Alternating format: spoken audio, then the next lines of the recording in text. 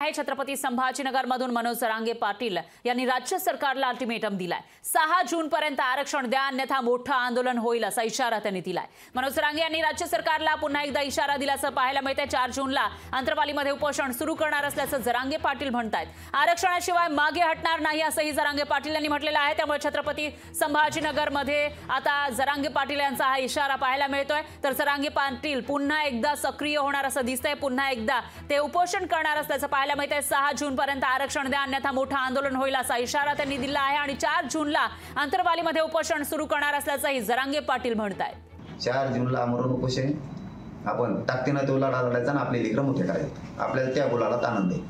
नाहीच अन्याय बंद झाला तर सत्ता गोरगरिबांनी हस्तगत करायची, म्हणजे तुमच्यावरचं सगळे दलितरी जाईल, अन्याय जाईल आणि कोणी मग ते बरोबर होते। सगळं स्वतःसारखं सरळ होते। आपलं 2 डोके लावायचे सध्या मराठा समाजानं सगळ्या राज्यातल्या, बीडसह सगळ्याच राज्यातल्या, की आपलं आरक्षणापासून ते हटू द्यायचं नाही, आपल्याला आरक्षण मिळवायचं हे फायनल। आणि अन्याय जर असाच होत राहिला तर सत्तेत गोरगरिबांनी कसं जायचं ती काबीज करायची, म्हणजे अन्याय बंद होतो। एकदम सोपे मार्ग स्वीकारायचे। लोकशाही मराठी ऐका, पहा, जागरूक रहा।